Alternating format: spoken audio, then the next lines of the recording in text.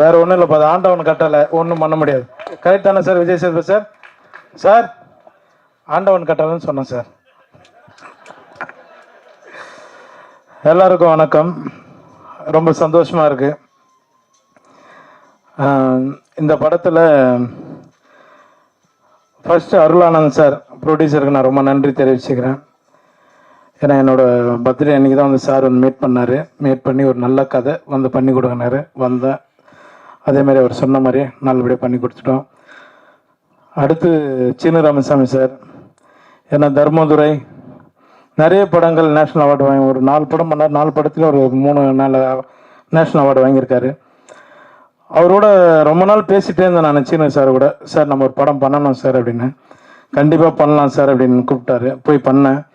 அப்புறம் மற்ற ஒரு ஜிப்பா ஒரு வேஷ்டி வந்தது. இது யார் போட்டிருந்தது அப்படின்னு கேட்டேன். வி.க. ராமசாமி சார் போட்டிருந்தாரு அப்படின்னாங்க. அதை அப்படியே தூக்கி என்கிட்ட கொடுத்துட்டாங்க. அந்த ஒரு முக்கியமான கேரக்டர் ஒரு தம்பி சொன்ன மாதிரி, அப்புறம் சார் சக்தி சார் சொன்ன மாதிரி ஒரு முக்கியமான கேரக்டர் தான் அது, பெரியப்பா கேரக்டரு. ஒரு சீனும் அவர் எடுக்கும்போது, சீனு சார் எடுக்கும்போது அந்த வாழ்வியில் அப்படியே கொண்டு வந்து, ஏன்னா நம்ம லோக்கலாக நம்ம வந்து கவுண்டர் அடிச்சுட்டு சுற்றிட்டு இருப்போம். ஒரு இடம் கூட அவர் வந்து அதுக்கு வாய்ப்பு கொடுக்கல, கண்ட்ரோல் பண்ணிட்டாரு. இப்போ படமாக பார்க்கும்போது அது ரொம்ப சந்தோஷமாக இருக்குது. மேடம் கூட சொன்னாங்க, ப்ரொடியூசரோட ஒய்ஃப் மேடம் கூட சொன்னாங்க, சார் அந்த கிளைமேக்ஸில் ஒரே ஒரு லுக்கு மட்டும் விட்டுருப்பீங்க அப்படின்னு. ரொம்ப நன்றி மேடம், அந்த அளவுக்கு நீங்கள் ஒன்றுப்பா பார்த்து சொன்னதுக்கு ரொம்ப நன்றி. எல்லாருக்கும் ரொம்ப நன்றி தெரிவிச்சுக்கிறேன்.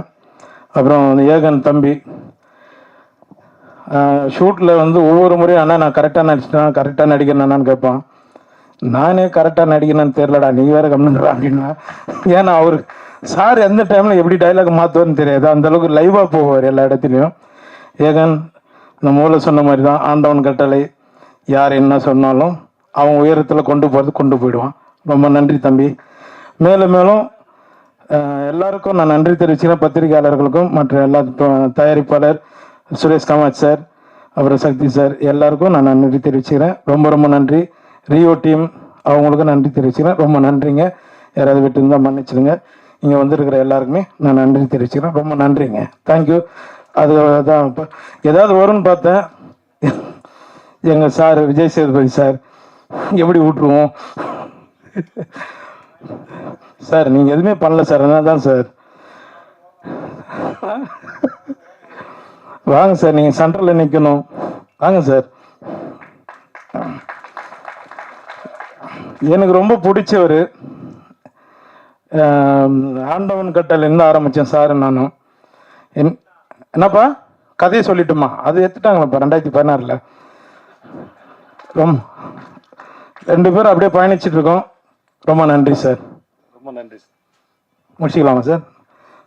போயிட்டு வாங்க. கேட்குதா நான் பேசுறது? ரொம்ப நன்றி எல்லாருக்கும். வந்து விழாவை சிறப்பிச்சது ரொம்ப நன்றி சார். பத்திரம் போயிட்டு வாங்க ஊருக்கு. ஏன்னா அவர்கிட்ட சொல்லிட்டேன், நான் இப்போ பெங்களூர் டிராவல் பண்ணுறேன், அதனால ரொம்ப ரொம்ப நன்றி. Thank you sir. Yogi Babu date நடிக்க கிடைக்கிறதே கஷ்டம். இசை வெளியீட்டுலாம் வந்து எல்லாருக்கும் ரொம்ப நன்றி சார். ஓகே ஓகே சார், பார்க்க போகலாம். Thank you sir. தேங்க்யூ எல்லாரும் ரொம்ப நன்றி. நன்றி நன்றி. பத்திரமா போயிட்டு வாங்க சார். சரி, யாரும் கூட நானே மேடைக்கு வந்துட்டேன், அப்படியே நானும் பேசிட்டேன், அப்படியே நானும் போகிறேன். நான் ஐயா உங்களுக்கு 2 பக்கத்தில் ஒரு இன்ட்ரோ இருக்கியா? தேவையில்லை.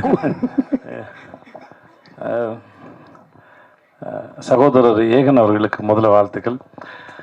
இந்த மாதிரியான ஒரு மேடையில் ஒரு 14 வருஷமாக நிற்கும்போது உங்கள் அளவுக்குலாம் எனக்கு வந்து தைரியம்லாம் இருக்குல்ல.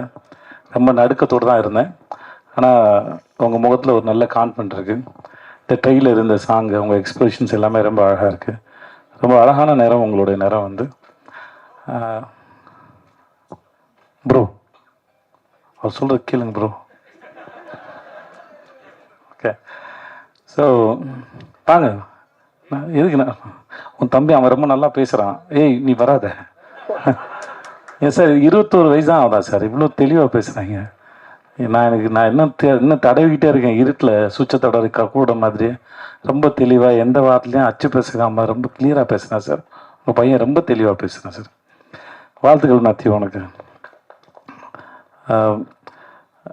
ஏகனுக்கு பார்க்கறதுக்கு ரொம்ப லட்சணமாக அழகாக நம்ம ஊர் நேரம் ரொம்ப நல்லா பண்ணியிருக்கீங்க. உங்கள் எக்ஸ்பிரஷன்ஸ்லாம் ரொம்ப நல்லாயிருக்கு. இருக்கடா உங்களுக்கும் வாழ்த்துக்கள்மா.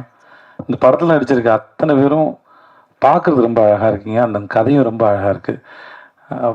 சீனு சாரோட எனக்கு ரொம்ப பிடிச்சது, எத்தனை முறை இந்த தேனியில் இன்னும் அவர் 100 படம் பண்ணாலும் சரி, அவரால் ஒவ்வொரு முறையும் புதுசாக ஃப்ரேம் வைக்க முடியும், புதுசாக கதை சொல்ல முடியும்.